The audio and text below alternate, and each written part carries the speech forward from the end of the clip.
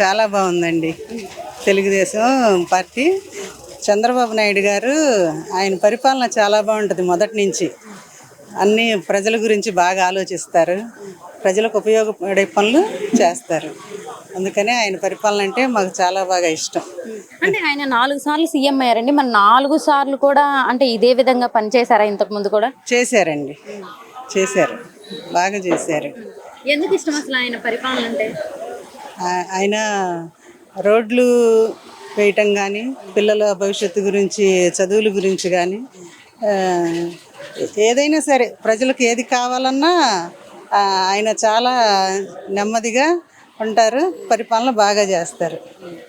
అంతేకాకుండా ఆయన డెవలప్మెంట్ ఎలా ఉందండి? అమరావతి డెవలప్మెంట్ కానీ, మరి ఆడవాళ్ళకి పథకాలు కానీ ఇవన్నీ ఎలా అనిపిస్తున్నాయండి మీకు?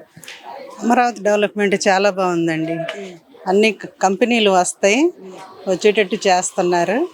హాస్పిటల్స్ కానీ ప్రతిదీ సమాజానికి కావాల్సినవన్నీ ఆయన చక్కగా సదుపాయాలన్నీ చూసుకుంటారు. చాలా జాగ్రత్తగా మెయింటైన్ చేస్తారు. ఇంకా మరి ఆడవాళ్ళకి అంటే ఆడవాళ్ళకి డ్వాక్రా కానీ, డ్వాక్రా రుణాలు కానీ ఇవన్నీ ఎలా ఉన్నాయండి? బాగున్నాయండి. డ్వాక్రా గ్రూపులు ఇంకా ఎక్కువ అవుతున్నాయి, బాగా నడుస్తున్నాయి. లోన్లు బాగా ఇస్తున్నారు, బిజినెస్లు పెట్టుకోమంటున్నారు. బిజినెస్ వాళ్ళకి కానీ, వెహికల్స్ కానీ, తోపుడు బండ్లు కానీ ఇలాంటి చిన్న చిన్న వ్యాపారాలు చేసుకోవడానికి లోన్లు ఇస్తున్నారు. గత ప్రభుత్వం ఎలా ఉందండి? ఎలా పనిచేస్తుందండి? గత ప్రభుత్వం అది ప్రభుత్వం కాదండి, నా దృష్టి కాదంటారు. వాళ్ళు ఏం చేయలే. ఊరక పథకాలు ఇవ్వటం కూడా కాదు, స్టాండర్డ్గా ఉండేవి. ఇప్పుడు పోలవరం ఫుల్ఫిల్ చేశారు కదా, అలాంటి ప్రాజెక్టు ఇంకా అసలు మన పిల్లలకి, వాళ్ళ పిల్లలకి ఎన్ని తరాలకైనా ఉపయోగపడే పనులు అలాంటివి వీళ్ళు చేస్తారు కదా. అందుకని ఈ పరిపాలన అంటే చాలా ఇష్టం. మరి ఇప్పుడు బాబు గారు పరిపాలన కానీ, బాబు అంటే అమరావతి డెవలప్మెంట్ కానీ ఇదంతా గ్రాఫిక్స్ అని చెప్తున్నారు. అమరావతిలో ఏదైతే కట్టడాలు జరుగుతున్నాయో, ఏవైతే నిర్మాణాలు జరుగుతున్నాయో ఇవన్నీ గ్రాఫిక్స్ బాబు గారు గ్రాఫిక్స్లోనే చూపిస్తారని అంటున్నారు. మరి బాబు గారికి గ్రాఫిక్స్ చేయడం చాలా బాగా వచ్చు అని కూడా ప్రతిపక్షాలు అంటున్నారు. దాని మీద ఏం చెప్తారు? ప్రతిపక్షం కాబట్టి అంటదండి, ఇంట్లో ఒక అత్త కోళ్ళు ఉంటేనే ఎన్నో మాటలు అనుకుంటా జీవిస్తుంటారు. అలానే ప్రతిపక్షంలో ఉన్నవాళ్ళు ఏమి లేకపోయినా ఉన్నట్టుగా వాళ్ళు క్రియేట్ చేస్తారు.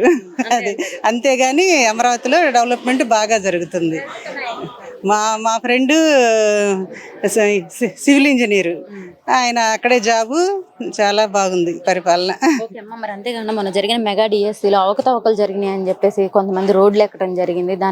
దాని గురించి నారా లోకేష్ గారు రాజీనామా కూడా చెయ్యాలి అని చెప్పేసి కూడా చాలా చోట్ల ధర్నాలు చూసాం మనం. దాని మీద ఏమంటారు? వాళ్ళు చెప్పారుగా, మళ్ళీ డిఎస్సిని ఆపేసి మళ్ళీ రన్ చేద్దామన్నారు కదా, ఇంకా దాని గురించి ఏముంది కాదండి, దాన్ని కొనసాగించలేదు కదా. ప్రభుత్వం అధికారంలో ఉంది ఏపీలో. అసలు చంద్రబాబు నాయుడు గారు సీఎం అయిన తర్వాత ఎలా పనిచేస్తున్నారు? అంటే చంద్రబాబు నాయుడు గారు అంటే ఆడవాళ్ళందరికీ చాలా ఇష్టం కూడా. మా బాబు గారు అంటారు. మీకు ఎలా అనిపిస్తుంది ఆయన పరిపాలన? ఆయన చాలా సూపర్ అమ్మా. ఎందుకంటే ఆయన దార్శనికుడు. ఒక మార్గం, ఈ మార్గంలో వెళ్తే ఎలా జరుగుతుందని ఒక 20 ఏళ్ల ముందే భవిష్యత్తు ఆయనకి తెలిసిపోద్ది. మాలాంటి వాళ్ళకి తెలియదు, ఎందుకంటే ఇంట్లో ఉండే ఆడడం కాబట్టి. ఆయనకు తెలుసు హైదరాబాద్ని అంత డెవలప్ చేసుకొచ్చాడంటే ముందు 20 ఏళ్ల ముందు ఆయనకి తెలిసిపోతాయి. 47 ఇప్పుడు కావాలి అంటే ఇప్పుడు 47లో అది కూడా ఆయన ఇప్పుడు ఆలోచించగలుగుతున్నాడు. ఆయన ఇలాగే చేసుకుంటా వెళ్తే మేము సిటీ బస్సులు ఎక్కినంత తేలిగ్గా మా మనవాళ్ళు విమానాలు ఎక్కుతారు. మాకు ఆ నమ్మకం ఉంది. అమరావతిని కూడా పరుగులు పెట్టేస్తున్నాడు. మధ్యలో ఈ సచిన వాళ్ళు ఆపేశారు కానీ ఇప్పుడు వచ్చినాక ఆయన నేను సీడర్స్ రోడ్డు చూసారు ఎంత బాగుందో. ఇప్పుడు మనకు చెప్పుకోవడానికి మనకు రాజధాని ఉంది, తలెత్తుకుంటున్నాం. అంతకుముందు ఎక్కడుంది? 3 రాజధానులు. ఆ సచినోడు 3 భాగాలు చేసి 3 రాజధానులు చేస్తాను అన్నాడు. కానీ ఆయన ఎక్కగానే ముందు అమరావతిని పరుగులు పెట్టేస్తున్నాడు. మనకు రాజధాని ఉందని తలెత్తుకుని సగర్వంగా చెప్పుకోవడానికి చాలామంది గేలు చేస్తారు. ఇదివరకు ఏమి రాజధాని ఏది అంటే చెప్పలేని పరిస్థితి అయ్యింది. ఇప్పుడు తలెత్తుకొని చదువుతున్నాం మా రాజధాని అమరావతి. ఎందుకంటే చట్టబద్ధమైందిగా, పార్లమెంట్లో బిల్లు పాస్ అయింది కదా, ఇప్పుడు చెప్పగలుగుతున్నాం. మరి అమరావతి రాజధాని అంటున్నారు. మరి ఇది డెవలప్ చేయడానికి అంటే చాలా చాలా ఖర్చు అయిపోయింది. మరి ఇదంతా ప్రజల మీద ఈ భారం పెట్టేస్తున్నారు అని అంటున్నారు. అంటే ప్రజలకి దీనివల్ల మొత్తం రేట్లు పెంచేసి ప్రజలను చాలా ఇబ్బందికి గురి చేస్తున్నారు అంటున్నారు. అది ఎంతవరకు నిజమమ్మా? అది అబద్ధం అమ్మా. అమరావతి దాని సంపాదన అదే తెచ్చుకుంటుంది. దాని మీద వచ్చే దానికి ఎవరు ఖర్చు పెడతలే, ఎవరి మీద రూపాయి ఖర్చు పెట్టేది లేదు. ఎవరు కూడా రూపాయి ఖర్చు పెట్టేది లేదు. మన డబ్బులు ఏమి వెళ్ళవు. అమరావతి తన సంపాదన తనే సంపాదించుకోండి. ఎందుకంటే కొన్ని భూములు ఉన్నాయి, అవి అమ్మేసి ఆ తర్వాత దాని డెవలప్మెంట్ అదే తీర్చుకుంటుంది.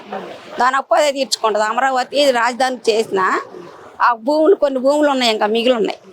వాటి ద్వారా లాభం తీసుకొచ్చి భూములు ఉన్నాయి అని అంటున్నారు. ఈ భూములు కూడా ఏదైతే బాలకృష్ణ గారి ఆవిడ పేరు మీద అంటే వాళ్ళ పేర్ల మీదే ఉన్నాయి. ఒక్కొక్కళ్ళ పేరు మీద 40 ఎకరాలు 50 ఎకరాలు వాళ్ళ పేర్ల మీదే పెట్టుకున్నారు అని చెప్పేసి కూడా అంటున్నారు. మనం వింటూ ఉన్నాం సోషల్ మీడియాలో వార్తలు. ఇది ఎంతవరకు నిజం అంటారు? జగన్ గారి కుట్రమ్మది. బాలకృష్ణ పెళ్ళం మీద ఉంటామేంటి గాడి? జగన్ గారి కుట్ర అదే పేరు పెట్టే తిడతా నేను.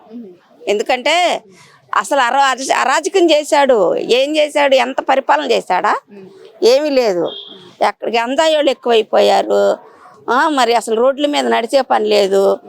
ఎక్కడికక్కడ పోలీస్ స్టేషన్కి వెళ్ళినా విలువ లేదు. ఇప్పుడు చూడండి, పోలీసు వాళ్ళు వాళ్ళ పార్టీ వాళ్ళు ఏదన్నా పొరపాటు చేసినా ఎమ్మటే శిక్షిస్తున్నారు. ఎమ్మటే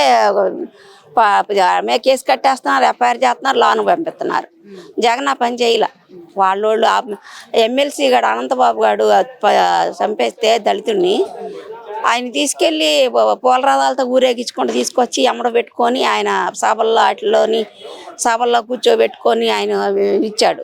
అదే చంద్రబాబు నాయుడు గారు అయితే ఎవరికి ఎలా శిక్ష వేయాలో వేస్తాడు అంతే. అది మన లేదు. ఆయన న్యాయమే న్యాయం, ధర్మమే ధర్మం. అలాంటి నాయకుడు ఉన్నంత వరకే మన రాష్ట్రం ఇంకా బాగుపడిద్ది. మరి అంటే ఇప్పుడు అమరావతి అంతా గ్రాఫిక్స్ అని అంటున్నారు కదమ్మా. వాళ్ళని వెళ్ళి అప్పుడే చెప్పాము మేము. మమ్మల్ని అడిగితే పైకెక్కి దూకండ్రా తెలిసిపోద్ది. ఒకడేమో శ్మశానం అన్నాడు, ఒకడేమో గొయ్యి అన్నాడు, ఒకడేమో నీళ్ళు వచ్చేస్తాయి అన్నాడు, ఒకడు అదంతా గ్రాఫిక్స్ అన్నాడు. మేమేమన్నామంటే అప్పుడు కూడా మమ్మల్ని ఇలాగ మేము అమరావతి రైతులకు సపోర్ట్గా వెళ్ళాం. మేము మా పరంగా మేము, ఎందుకంటే సామాన్యులు మాకు కూడా కావాలి, అమరావతి కావాలని వెళ్ళాం. అప్పుడు మేమే అన్నాం పైకెక్కి దూకండి, అది గ్రాఫిక్స్ లేకపోతే నిజమైందో తెలిసిపోతుంది. చచ్చాడు అనుకో అది నిజమైంది, బతికాడు అనుకో అది గ్రాఫిక్స్.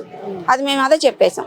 అది గ్రాఫిక్స్ కింద అవుతుంది. మరి అంతేకాకుండా మొన్న జరిగిన మెగా డిఎస్సిలో పెద్దల్లో అంటే అవకతవకలు జరిగాయి. అంటే క్వాలిఫై కాని వాళ్ళకి ఉద్యోగాలు ఇచ్చారు, క్వాలిఫై అయిన వాళ్ళకి ఉద్యోగం ఇవ్వలేదు అని చెప్పేసి మొన్నదాకా ధర్నాలు చేయడం కూడా జరిగిందండి వైసీపీ వాళ్ళు. నారా లోకేష్ గారు రాజీనామా చేయాలని. మరి దీని మీద ఏమంటారు? డిఎస్సి దాకా కాదమ్మా, వాళ్ళ 5 ఏళ్ళు ఉండి కూడా ఒక్క ఉద్యోగం ఇలా. ఇప్పుడు చంద్రబాబు గారు రాగానే పిల్లలకి, విద్యార్థులకి, టీచర్స్ని ఎక్కువ మందిని, అంటే ఇప్పుడు ఇదివరకు టీచర్లు తక్కువగా ఉండేవాళ్ళు, ఈ డిఎస్సి తీసి టీచర్స్ని వేసాడు. వాళ్ళు 8 నెలల మట్టి జాబ్ చేస్తున్నారు. ఇవాళ వచ్చి నువ్వు అన్యాయం జరిగింది, ఇచ్చేసారు, అది చేశారు, అన్యాయం చేశారు, దాని మీద ఇచ్చేసారని చెప్తే ఎలా కుదిరిద్ది? వాళ్ళ ఉద్యోగాలు పోగొట్టాలి. నువ్వు ఇవ్వవు, అమ్మ పెట్టదు, అడుక్కు తినవద్దని వాడు చేసే పనులు అలాగే ఉంటాయి. ఎవరిని జంజీ అంటున్నాడు, తలకాల రంగులు వేసుకొని వచ్చి ముసలోళ్ళని తీసుకొచ్చి ఆడ కూర్చోబెట్టి ధర్నాలు చేస్తున్నాడు. ఆయన వెనకాల కుర్రోళ్ళు ఉన్నారు, అసలు యూత్ ఉందా? లేదు. ఆయన చేసేదంతా అంతే. మేము ఇంకొక మాట చెప్పాలంటే అమ్మా, మళ్ళా ఇప్పుడు చంద్రబాబు గారు చెప్పాడు కదా 47 వరకు మాదే విజను అన్నాడు. అలాగే 47 వరకు కూడా తెలుగుదేశం పార్టీయే ఉండాలి.